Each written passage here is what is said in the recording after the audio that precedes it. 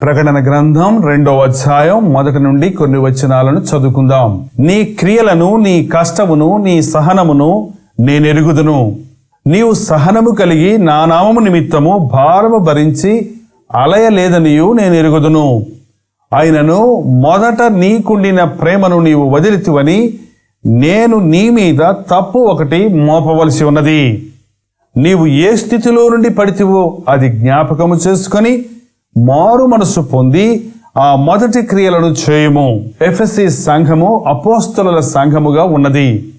ఎఫెసీలో పరిశుద్ధుడైన పౌలు ప్రారంభించిన ఈ సంఘము ఎంతో ఆసక్తి కలిగినదిగాను, ఎంతో సారవంతమైనదిగాను, ప్రార్థనా సంఘముగాను, విశ్వాస సంఘముగాను, క్రీస్తు నామము కొరకు సాక్షిగా జీవించిన సంఘముగాను ఉండటం మనం చూస్తూ ఉన్నాం. అపోస్తలుల కాలములో వారందరూ ఏక మనస్సు కలిగి, ఏకాత్మ కలిగి వారు ప్రార్థించినప్పుడు అద్భుత ఆశ్చర్య కార్యాలు జరగటము, అనేక మంది రోగగ్రస్తులు స్వస్థపడటము, ఆత్మలు రక్షించబడి అనుదినము సంఘములో చేర్చబడటము మనం గమనిస్తూ ఉన్నాం. అయితే ఆ ఎఫెసు సంఘం యొక్క స్థితిని గురించి ప్రభు ఇలాగ చెప్తున్నాడు. నీ క్రియలు నేనెరుగుదును, నీ కష్టమును, నీ సహనమును నేనెరుగుదును. 7 సంఘాలతోనూ కూడా ఆయన మరల చెప్పిన మాట నేనెరుగుదును.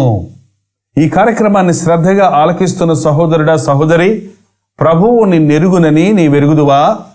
ఆయన నిన్ను, నీ జీవితాన్ని ఎరిగినవాడు, నీ గతాన్ని ఎరిగినవాడు, నీ హృదయాన్ని ఎరిగినవాడు, నీ స్థితిగతులన్నీ బాగా ఎరిగినవాడు. నీ ప్రస్తుతమైన అవసరత కూడా ఆయన ఎరుగును. నీ భవిష్యత్తును గురించి కూడా ఆయన బాగా ఎరుగును. నిన్ను ఎరిగిన ప్రభువుని నీవెరుగుదువా? నిన్నెరిగిన ప్రభువుని గురించి నీవు తెలుసుకున్నావా? నిన్నింతగా ఎరిగినా నీకు సహాయం చేయాలని, నిన్ను ప్రేమించి, నిన్ను హెచ్చరించి, నిన్ను తీర్చిదిద్దాలని ఆశిస్తూ నీ స్థితిని గురించి నీకు బయలుపరిచే ప్రభు యందు నీవు భయభక్తులు కలిగి జీవించడానికి ఆశిస్తూ ఉన్నావా? మన హృదయాంతరేంద్రియాలను ఎరిగినవాడు మన ప్రభువైన యేసుక్రీస్తు. మన స్థితిని బాగా ఎరిగినవాడు ఆ ప్రభువు. మన కష్టాన్ని ఆయన ఎరుగును, మన క్రియలను ఆయన ఎరుగును, మన సహనాన్ని ఆయన ఎరుగును, మన కన్నీటిని ఆయన ఎరుగును, మన హృదయం యొక్క అవసరతలన్నీ ఆయన బాగా ఎరుగును. ఇంత గొప్ప ప్రేమ కలిగిన, శక్తి కలిగిన యేసుక్రీస్తును మించిన దేవుని నీ వెరుగుదువా? ఎంతకంటే ఎక్కువగా నిన్నెరిగి నీ అవసరతలు తీర్చగలిగిన మనుష్యుడు ఎవడైనా ఈ లోకంలో నీకు ఉన్నాడా? ఈ ప్రభువు నిన్నెరిగినవాడు, నిన్ను సృష్టించినవాడు, నీ విమోచన కొరకై తన రక్తమిచ్చినవాడు. నీ క్రియలను నేనెరుగుదును. క్రైస్తవ భక్తి మాటలతో ముగించేది కాదు గాని ఇది క్రియాత్మకమైనది. మీరు నోటితో, నాలుకతో కాక క్రియలతో ప్రేమించాలి అని ప్రభు చెప్పాడు. మీరు చెప్పుదురే గాని చేయరు అన్న వారి వలె ఉండక చెప్పినది చేసేవారిగా ఉండాలని ప్రభు తన శిష్యులను హెచ్చరించాడు. ఇది నాన్న అనేకులు ఎన్నో విషయాలు చెప్పుతారు గాని క్రియలలో వాటిని చూపించరు. అనేక విషయాలను వారు ఇతరులకు తెలియచేస్తుంటారు, బోధిస్తుంటారు, కానీ ఇలా ఉండు, అలా ఉండు అని చెబుతుంటారు గాని వారి జీవితంలో అది చేసి చూపించరు. క్రీస్తు మనకు నేర్పించినది జీవించి చూపించటం. యేసుక్రీస్తు ఈ లోకంలోనికి వచ్చి మన మధ్య జీవించి ప్రేమ అంటే ఏమిటి, ఓర్పు అంటే ఏమిటి, సహనం అంటే ఏమిటి, క్షమించటం అంటే ఎలా అన్న విషయాలను ఆయన జీవించి చూపించి ఉన్నాడు.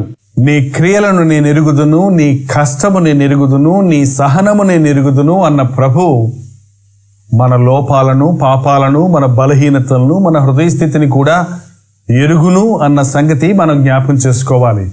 అందుకే ప్రభు అంటున్నాడు, అయినను మొదట నీకుండిన ప్రేమను నీవు వదిలిచివని నేను నీ మీద తప్పు ఒకటి మోపవలసి ఉన్నది. ఎఫెసీ సంఘం యొక్క లోపమేంటి, కొరత ఏంటి అని గమనించినప్పుడు నేను నీ మీద తప్పు ఒకటి మోపవలసి ఉన్నది.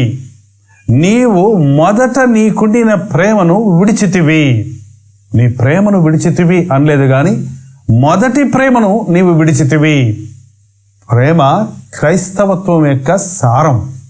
బైబిల్ను గట్టిగా పిండితే ఇందులో నుంచి వచ్చే రసం ప్రేమ అన్నాడు ఒక భక్తుడు. దేవుడు తన ప్రేమను వెల్లడి చేసిన గ్రంథమే పరిశుద్ధ గ్రంథం. ప్రేమే ప్రధానమైనదని, ప్రేమ శాశ్వత కాలం ఉండేదని పరిశుద్ధ గ్రంథం తెలియజేస్తూ ఉంది.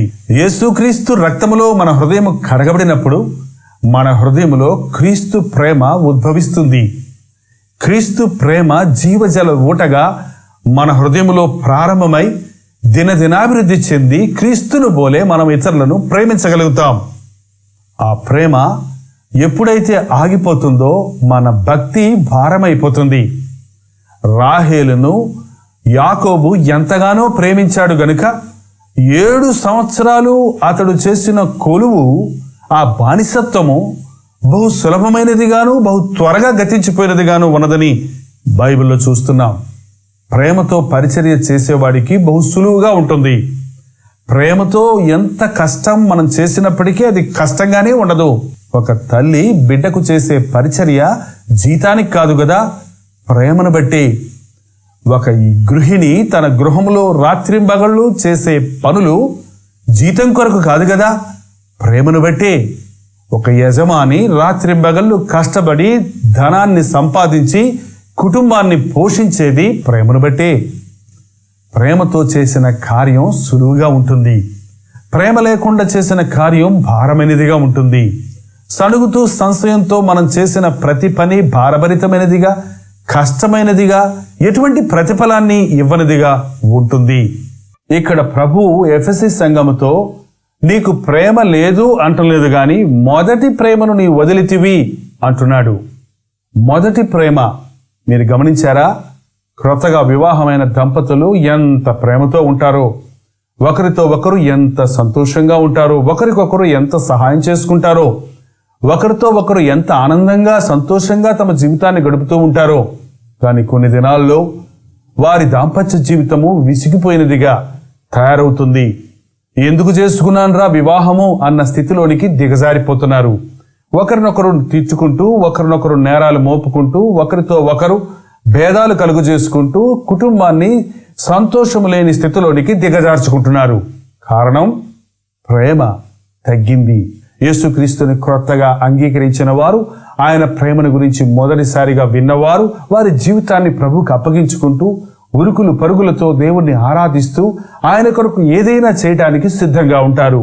అయితే దేవుని వాక్యాన్ని విని విని, దేవుని ప్రేమను గురించి విని విని అలవాటైపోయిన వారు ప్రేమలో తగ్గిపోవటం, దేవుని కార్యాలలో నిర్లక్ష్యంగా ఉండటం మనం గమనిస్తూ ఉన్నాం.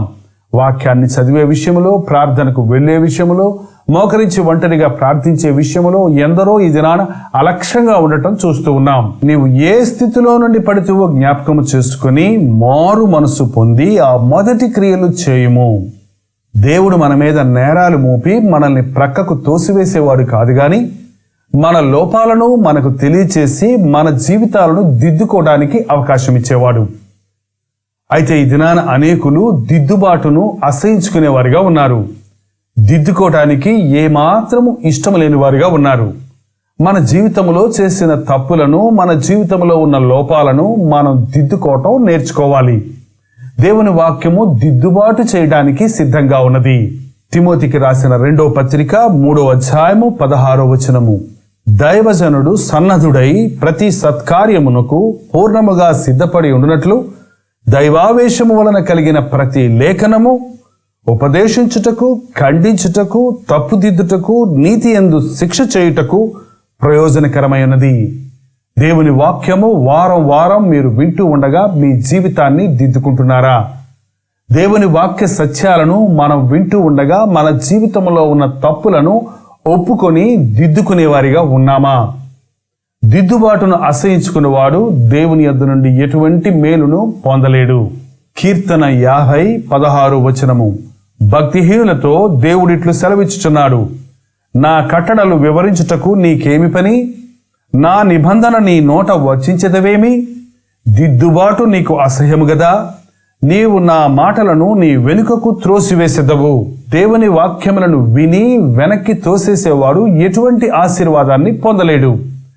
దేవుని వాక్యాన్ని విని తన హృదయానికి అనునయించుకొని తన జీవితాన్ని దిద్దుకొనివాడు గొప్ప ప్రయోజకుడవుతాడు. ప్రభువు దీవించిన వ్యక్తిగా తన జీవితాన్ని తీర్చిదిద్దుకోగలుగుతాడు.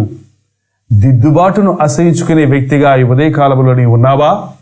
నీ జీవితంలో ఉన్న తప్పులను, లోపములను ఇతరులు ఎత్తి చూపించినప్పుడు, దేవుని వాక్యం వింటున్నప్పుడు, నీ తప్పులు బయటపడినప్పుడు వాటిని ఒప్పుకొని విడిచిపెట్టి నీ జీవితాన్ని చక్కబెట్టుకోవడానికి ఆశ కలిగి ఉన్నావా?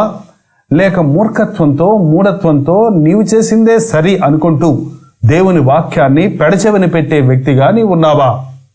నీవు ఏ స్థితిలో నుంచి పడితేవో జ్ఞాపకము చేసుకుని మారు మనసు పొంది ఆ మొదటి క్రియలు చేయము అని దేవుని వాక్యం సెలవిస్తూ ఉంది.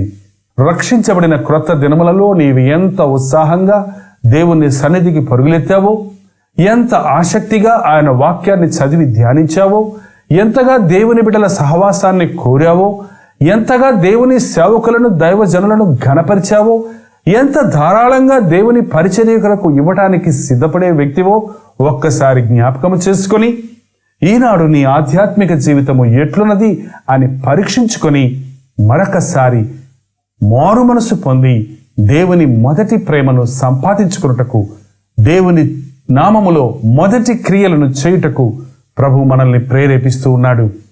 నీవు అలాగూ చేసినట్లయితే నేను జీవవృక్ష ఫలములను నీకు భుజింపనెత్తును అన్నాడు. ఆనాడు ఆదాము హవ్వలు ఏదెను తోటలో భుజించలేకపోయిన ఆ జీవవృక్ష ఫలాలను దేవుడు మనకివ్వటానికి, జయించిన జీవితాలను కలిగిన వారిగా ఈ లోకంలో జీవించి ప్రభు ఇచ్చే జీవవృక్ష ఫలాలను భుజించినట్లుగా పరలోక రాజ్యం చేరటానికి ప్రభు మనకు అవకాశాన్ని ఇస్తూ ఉన్నాడు. జీవవృక్ష ఫలాలు అంటే నిత్యమైన శాంతి, నిత్యమైన సుఖం, నిత్యమైన జీవం, నిత్యమైన సమాధానం, నిత్యమైన దీవెనలను ప్రభు మనకివ్వాలని ఆశిస్తూ ఉన్నాడు. ఈ ఉదయకాల సమయంలో మన స్థితిని మనం గ్రహించుకొని ప్రభు సన్నిధిలో మన హృదయాన్ని సరిచేసుకుందాం, ప్రార్థించుకుందాం. పరిశుద్ధుడా, ప్రేమగలిగిన తండ్రి, నీ చేత ప్రేమించబడి నీవిచ్చు గొప్ప రక్షణ పొంది నీ చేత అనేక రీతులుగా ఆశీర్వదించబడి నిన్ను ప్రేమించి ఆ మొదటి ప్రేమను పోగొట్టుకున్న ప్రతి వారిని ఈ ఉదయకాలంలో ప్రత్యేకముగా దర్శించము తండ్రి.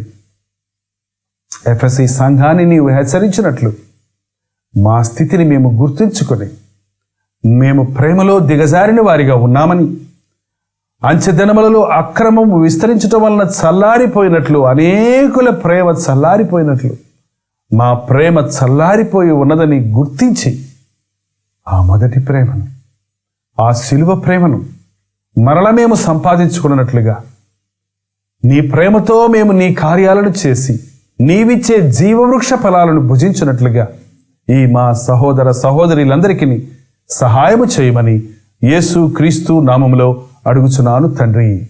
ఆమేన్.